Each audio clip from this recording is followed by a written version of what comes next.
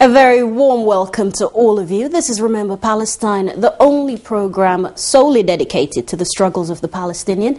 You're with me this week. My name's Amina Taylor, and I'm going to be your guide for the next half an hour or so. On this week's show, Palestine pushes for statehood recognition. UN Chief Ban Ki-moon has declared Palestine's move long overdue. But will his message be enough to sway the US, who already declared that they will use the veto power they have at the UN if there is a vote? And of course, Israel, who vehemently opposes such a move.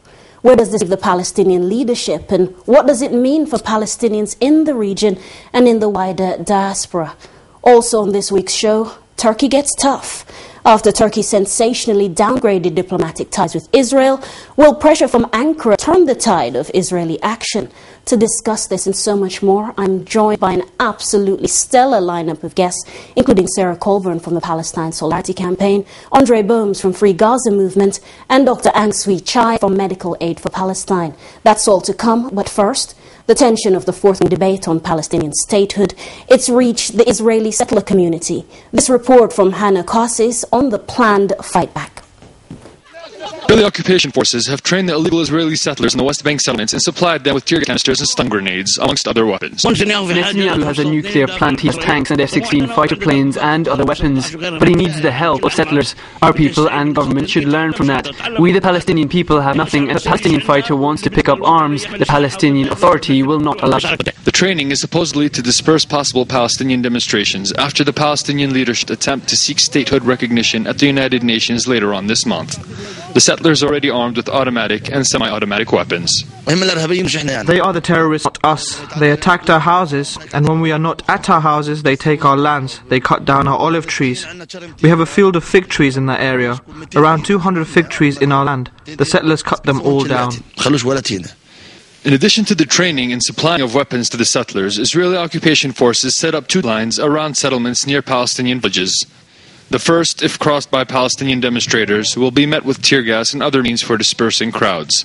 At the second, the red line, if crossed, would allow Israelis to open fire at Palestinians. This is a very dangerous step, and this is peel the ideology of the Israeli government and the military. The settlers is not something separated from them. They are part of the tools that they are using against the Palestinians in solidifying the occupation. And now they come to a step ahead with this, to make them an organized army and military, not even military by saying, and by the word is more than it's militia, organized militia that they're using to exploit the situation with the Palestinians. So this declaration of the war against the Palestinians. Although the settler attacks on Palestinians increased dramatically during the past few months, Palestinians fear that the attacks by armed settlers would increase even more. If not after the state bid, then during the olive harvest season, when the Palestinians head to their olive groves, which are areas where illegal Israeli outposts and settlements were set up. The next war will be caused by the settlers in order to implement the transfer policy in the Palestinian lands. They will use the replacement of settlers in the place of Palestinian villages and rural areas, so that these Palestinian areas seem to be isolated islands in the large sea of settlements. The Palestinian people have a right to defend themselves with the same weapons that we are killed with. Palestinian people have not excluded the options of self-defense. Palestinians fear that once their leadership seek recognition of a Palestinian state at the United Nations, that Israeli settlers, protected by the occupation forces, will viciously attack Palestinian villages and towns. But the Palestinians will turn that fear into resistance. For Remember Palestine, Hannah Kassis, Occupied Ramallah. My next guest, well, she doesn't need to read a report to know what the situation was like aboard the Mavi Marmara, or to wait for media stories concerning the plight of the Palestinians, because she lives and breathes justice for Palestine every single day. Good to see you again, Sarah. We've got a lot of reports coming out about the finding of the Palmer Uribe report on what happened aboard the Mavi Marmara. From the leaked excerpt, what are your initial responses? Well, I have the major response I want to make is that this report was constructed. It was designed to ease a rapprochement between Israel and Turkey. It quite clearly has not done that. It has failed in that aim. It was obvious from when the report was first constructed that due to the panel on the report and due to that being the remit of the report, that it was never going to actually look at what really happened and so it wasn't look at the legal implications. That was done by the UN Human Rights Council report, which made very clear guidelines that the siege of Gaza was illegal, the naval blockade was illegal, the attack on the Freedom Flotilla was illegal, the killing and the torture of the civilians who were on the flotilla was illegal. And so we have all of that already. This report really is a smokescreen that's being used by Israel to try and justify illegality and criminality. You mentioned there that the situation has deteriorated between Tel Aviv and Ankara. Where do we stand? What's the latest as far as you're aware? Well, the Turkish government are obviously issuing very strong statements calling for, obviously, the apology that they want for justice for the passengers who were killed, and also pointing out that they have a right to implement international law and they have a right to accompany flotillas with humanitarian aid to Gaza. They are also looking at going to the International Court of Justice on looking at the basis. Why do people go on the flotillas in the first place? The only reason we go on flotillas is because Israel is committing this horrific offence against 1.5 million Palestinians who they have trapped under siege in Gaza. And so they're wanting to go to the IJ to get a ruling on that, to make it clear that what Israel is doing is collective punishment and is illegal. We know that we won't read the full thing until early next year, perhaps. But what would have been perhaps surprising if they come out and said what, sir? Well, the New York Times had leaked a report which looks like the complete report. I think what was surprising was, even given the composition of the committee, it was impossible for Israel to get away with a report that did not point out that on the panel, Israel was unable to justify why it had killed people on the Mavi Marmara. It was out in the report that Israel used 8 bullets, and that's one for every 2 passengers on the Mavi Marmara. Those were live bullets, obviously, and so it was critical of the disproportionate force that Israel used, and the killings of the passengers, and also of the treatment of passengers whilst. When it was taken over by the Israelis illegally. One of the things that I find often does not come out, it came out in the UN Human Rights Council report, but the part I saw of the Palmer report claimed that Israel had said that it processed the wounded properly. And I was sitting in that. I know. I timed it. I looked at my watch when the calls from help came from the Mavi Marmara over the Tannoy to the Israeli forces, saying we have seriously injured, we have dying people here, we need medical help. Those started at 5:15 in the morning. The attack was obviously in dark. How did it take? It took an hour and 3/4 for the third passenger to be removed from the saloon for medical treatment. And we've heard subsequently the stories of those people who were injured who did not receive medical treatment. They were kicked. We're going to leave it there, Sarah, on that rather distressing note, because it's an issue that's going to play out. But before that, Turkish activists, well, as we heard there, they paid the most serious price after 8 of their citizens and 1 Turkish American were killed aboard the Mavi Marmara when it was stormed by Israeli commandos in May of last year. Since then, Turkish relations with Israel have been strained, with an official downgrading of diplomatic ties announced recently. This report brings the latest. In the light of recent tensions between Israel and Turkey, following the leak of the UN report on the attack of Flotilla Mavi Marmara, the Prime Minister of Turkey will be visiting Gaza in the next fortnight. Prime Minister Tayyip Erdogan's visit to Gaza could be seen as further deterioration to Turkish-Israeli relations, given his close ties with Hamas. Turkey will take all measures which it sees as necessary for the freedom of navigation in the Eastern Mediterranean. Turkey does not recognise Israel's blockade of Gaza. It will secure the study of this blockade at the International Court of Justice.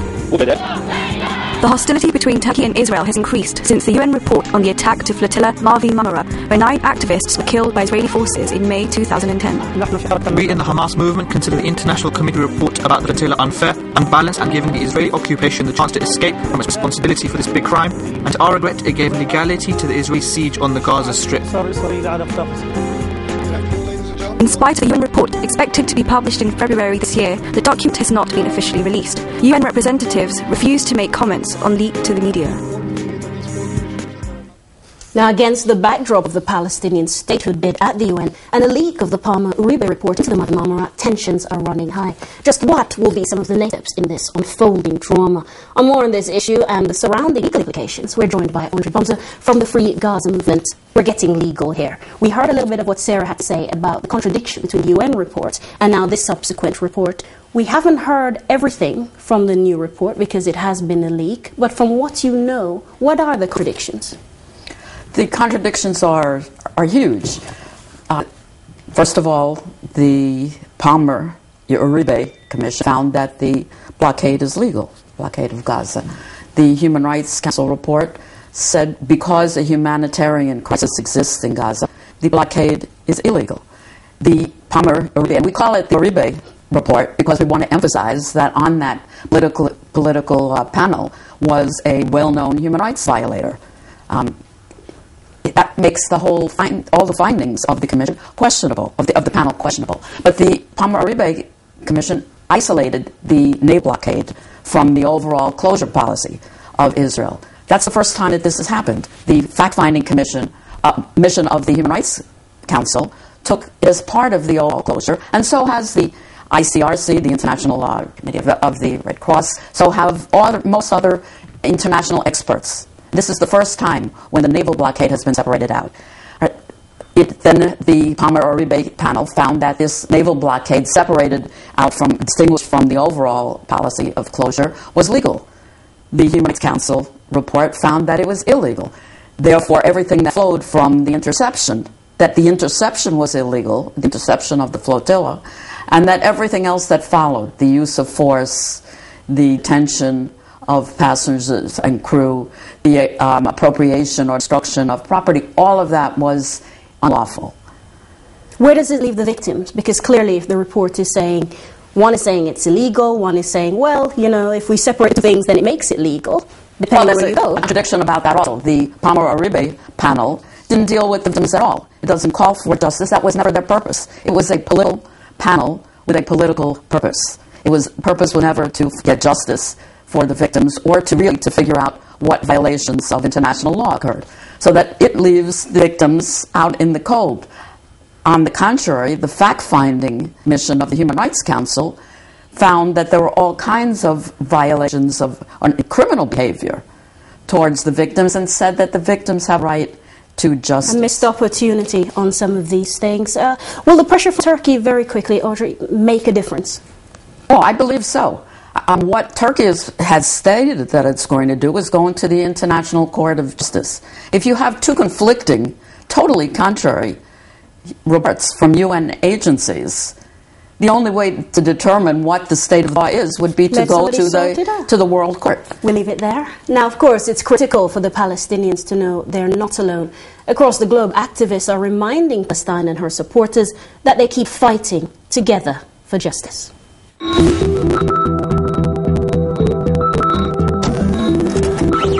A wooden chair has become the new symbol to represent the Palestinians' bid for statehood and their full membership at the United Nations.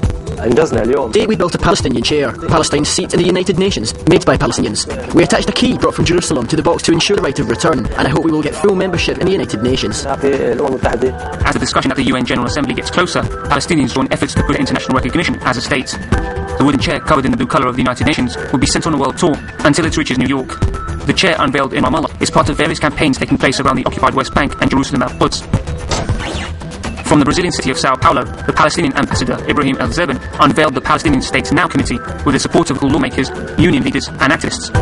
An initiative that aims to increase international effort in favour of the Palestinian cause ahead of the UN General Assembly. The best would be for the United States to at least not use veto.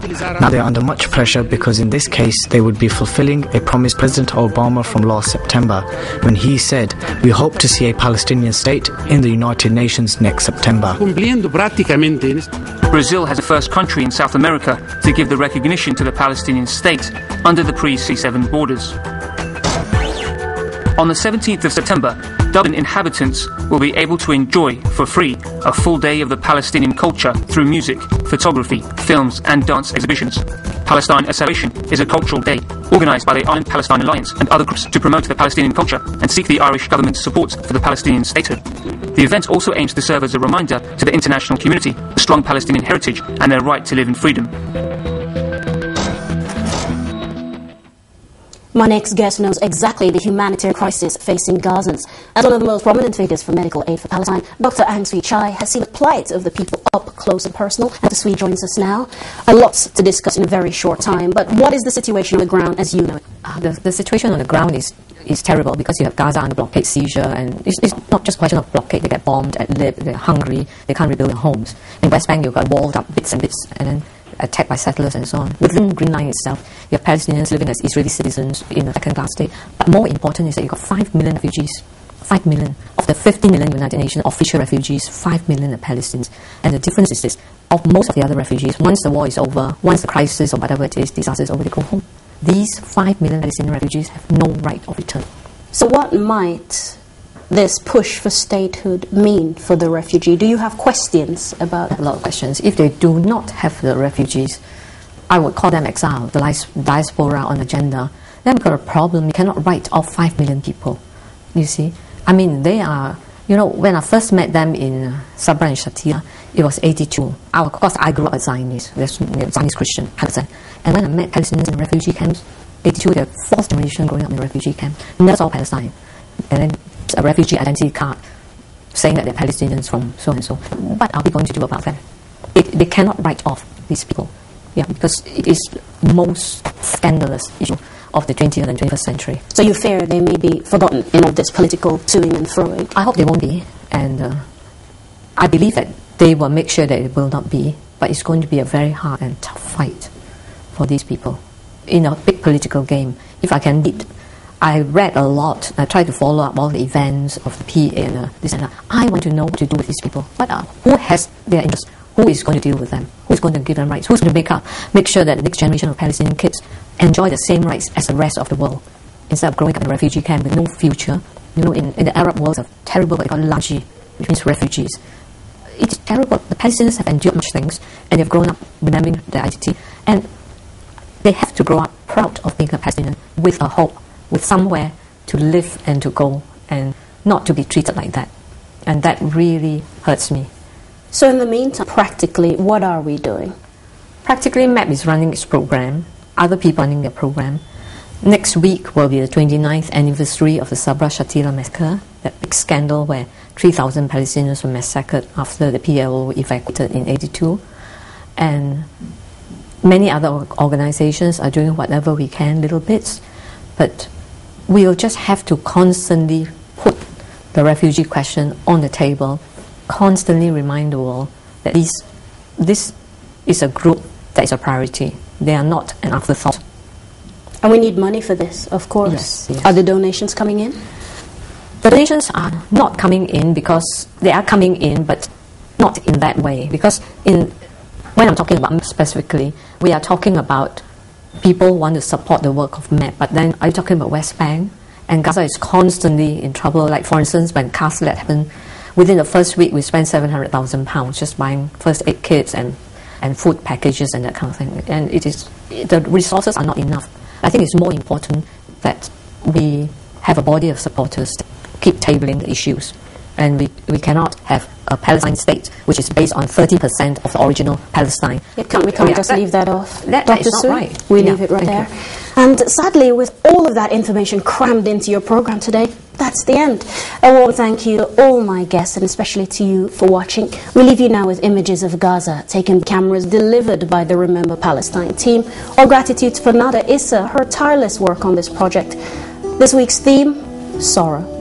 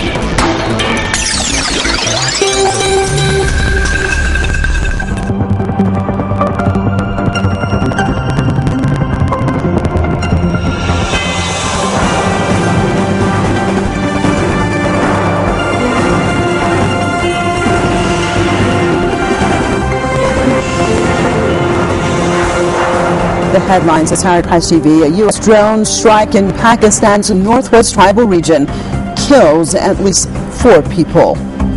Another Egyptian policeman shot by Israelis last month dies from his injuries, raising the death toll to 6. The report says 1 in 4 Israelis live in poverty. And NATO confirms that 77 U.S. soldiers are injured in an attack in Afghanistan. The Taliban claim responsibility. Iran, the United States has used the 9/11 events as a pretext to wage wars.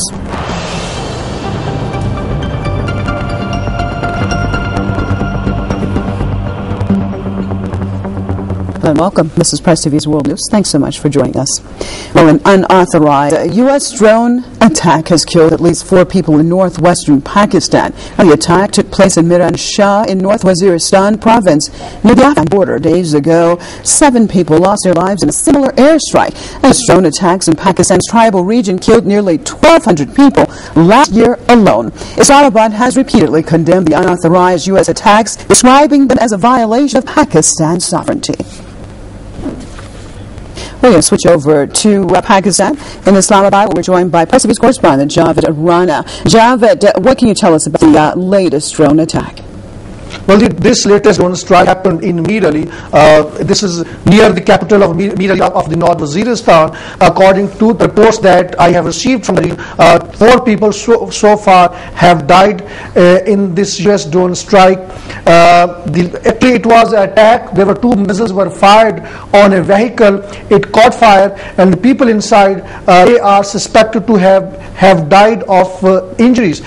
We are not sure about the identity of these people, but presumably they may be millions. We don't know. They may be civilians, as it has been in most of the cases. At this point of time, I cannot confirm about the identity of these peoples, but there was a house which has also been partially damaged because of the impact of the shock waves of the drone strike. Okay, now, Janet, obviously this is not the first time that this has happened, and it seems to be happening on a more and more regular